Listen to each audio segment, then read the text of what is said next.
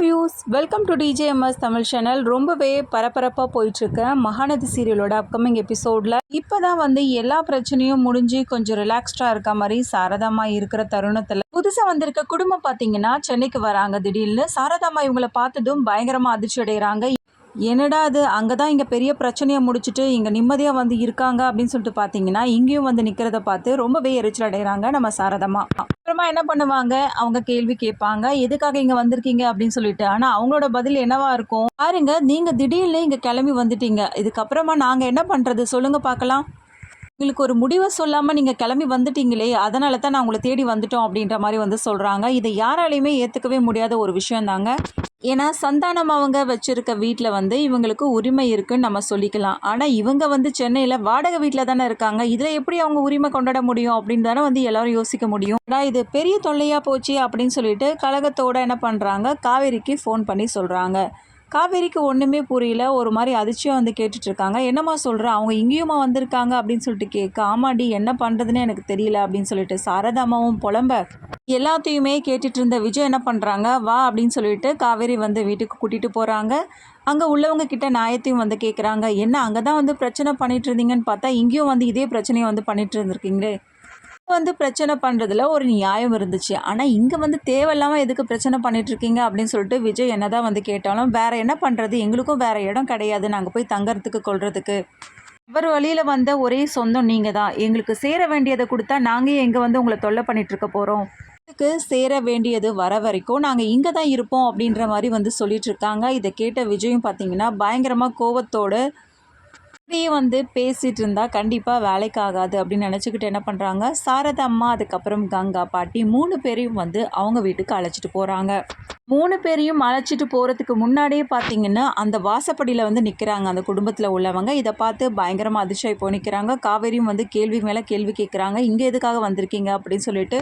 எனக்கு ஒரு முடிவை சொல்லாமல் நீங்கள் கிளம்பி வந்துட்டீங்க, எங்களால் எப்படி வந்து இது பண்ண முடியும், எங்களுக்கு ஒரு நியாயத்தை சொல்லுங்கள் அப்படின்ற மாதிரி திரும்ப திரும்ப வந்து முத்துமலர் வந்து பேசிகிட்டு இருக்காங்க.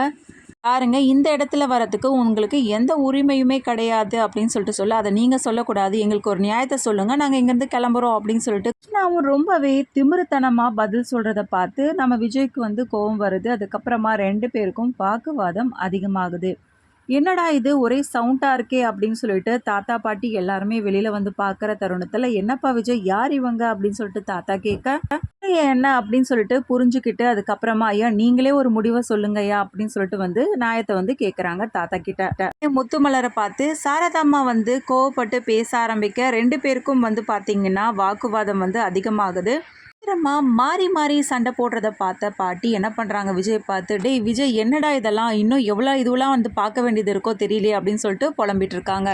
அப்புறமா விஜய் கத்த எல்லாரும் அமைதியாகிறாங்க. எங்களுக்கு ஒரு முடிவை சொல்லுங்க ஐயா, நாங்கள் அப்புறமா இங்கேருந்து கிளம்பிடுறோம் அப்படின்ற மாதிரி பேச அதுக்கப்புறம் முள்ள கூப்பிட்டு வச்சு பேசுறதுக்காக வராங்க. இதை பார்த்ததும் என்ன பண்ணுறாங்க, சாரதாம்மா எதுக்காக அவங்கள உள்ளே கூப்பிடணும், அதெல்லாம் ஒன்றும் தேவையில்லையே அப்படின்னு சொல்லிட்டு ரொம்ப கோபத்தோட பேச, இரு சாரதா பொறுமையாக ஏறி பேசுகிற பிறகு தானே தெரிய வரும் அப்படின்னு வந்து சொல்கிற வராரு தாத்தா. அப்புறமா இங்கே பாருங்கள், நடந்த விஷயத்தில் முழுசாக உங்களுக்கு தெரிய வந்திருக்கும் நான் நம்புகிறேன்.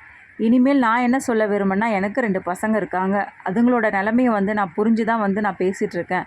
அதுங்க கடைசி காலத்தில் வந்து அனாதையாக நான் விட்டுற முடியாதுல்ல, அதுங்களுக்கான உரிமை என்னால் விட்டு கொடுக்கவும் முடியாது, அதனால் என் குழந்தைங்களுக்கு சேர வேண்டிய தொகையை வந்து கொடுக்க சொல்லுங்கள். எல்லாத்தையுமே கேட்டுட்டு இருந்த சாரதாம்மா பயங்கர கோபத்தோட, உனக்கு வந்து இதை வேற கொடுக்கணுமாடி, அதெல்லாம் ஏதோ கொடுக்க முடியாது அப்படின்னு சொல்லிட்டு கோபத்தோட பேச ஆரம்பிக்கிறாங்க. தாத்தாவும் பார்த்தீங்கன்னா இவ்வளோ நாளாக அவங்க கஷ்டப்பட்டு அந்த வீட்டை மீட்டெடுக்கிறதுக்காக எவ்வளோ கஷ்டங்களை வந்து அனுபவிச்சிருக்காங்க அப்படின்னு சொல்லிட்டு எனக்கு நல்லாவே தெரியுமா, திடீர்னு வந்து நான் தான் அவங்களோட குடும்பம், எங்களுக்கும் வந்து பங்கு கொடுங்கன்னா எப்படி அது வந்து சாத்தியமாகும் அப்படின்னு சொல்லிட்டு தாத்தாவும் வந்து கேள்வி எழுப்புறாங்க. மலர் என்ன பண்ணுறாங்க, நடந்த விஷயங்களை பற்றி பேசுறது மட்டும் இல்லாமல் ஏற்கனவே சந்தானம் அவங்களோட எடுத்துக்கிட்ட புகைப்படங்கள் எல்லாத்தையும் வந்து தாத்தா கிட்ட வந்து காட்டுறாங்க. இன்னொரு பக்கம் பாட்டி, சித்தி, அவங்க சித்தப்பா எல்லாருமே பார்த்து பயங்கரமாக அதிர்ச்சியாகி போய் நிற்கிறாங்க.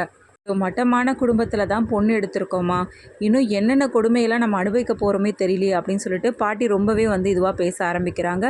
இது எல்லாத்தையுமே கேட்டுட்டு இருந்த நம்ம காவேரி, அதுக்கப்புறம் சாரதாம்மா, கங்கா இது எல்லாருமே வந்து கேட்டுட்டு பயங்கரமாக கஷ்டப்பட ஆரம்பிக்கிறாங்க. பாட்டி நீங்கள் ஏன் இப்படிலாம் வந்து பேசிகிட்டு இருக்கீங்க அப்படின்னு சொல்லிட்டு விஜய் கேட்க, அதை தான்டா நான் ஏதாவது ஒன்று பேசிடக்கூடாதே, உடனே என் வாயை வந்து அடைச்சிடுவே அப்படின்னு சொல்லிட்டு பாட்டிமா வந்து கேட்க, பாட்டி அவங்க அப்பா பண்ண தப்புக்கு காவேரியும் அவங்க குடும்பத்தில் உள்ளவங்களும் என்ன பண்ண முடியும்? பாவம் பாட்டி, அவங்களே ஏகப்பட்ட பிரச்சனையெல்லாம் தாண்டி தான் இங்கே வந்து நின்றுட்டு இருக்காங்க. மேலும் அவங்கள கஷ்டப்படுத்துகிற மாதிரியோ அவங்க மனசை நோகாடிக்கிற மாதிரியோ எந்த ஒரு விஷயத்தையும் வந்து சொல்லாதீங்க அப்படின்னு சொல்லிட்டு சொல்லிடுறாரு. பாருங்க, நீங்கள் இப்படியே பிரச்சனை பண்ணிட்டு இருந்தீங்கன்னா கண்டிப்பாக வந்து போலீஸ்க்கு தான் போக வேண்டிய நிலைமை ஏற்படும். அதனால் தயவு செய்து எல்லாரும் இங்கேருந்து கிளம்புறீங்களா அப்படின்னு சொல்லிட்டு தாத்தா வந்து கேட்குறாரு.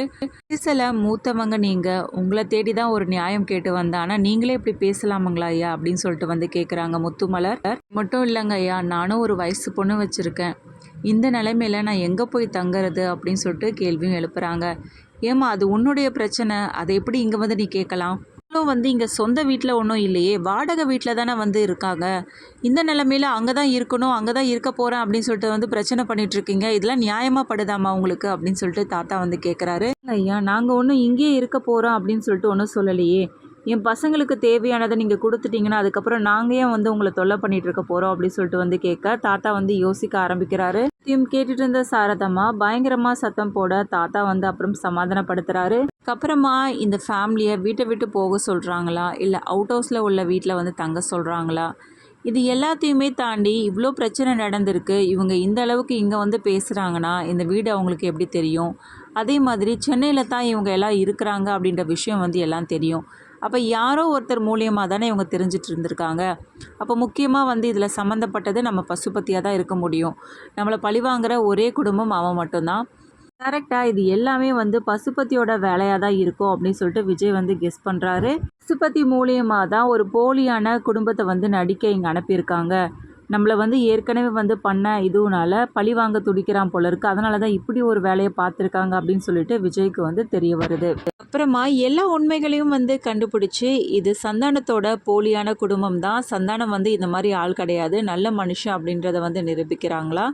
இன்னொரு பக்கம் வீட்டில் தாத்தா, அதுக்கப்புறம் பாட்டி, அவங்க சித்தி சித்தப்பா எல்லாருமே வந்து காவேரியோட குடும்பத்தை பற்றி தவறாக பேசுனதை வந்து நம்ம விஜய் வந்து தாங்கிக்க முடியாமல் இருக்கார் ஏற்கனவே.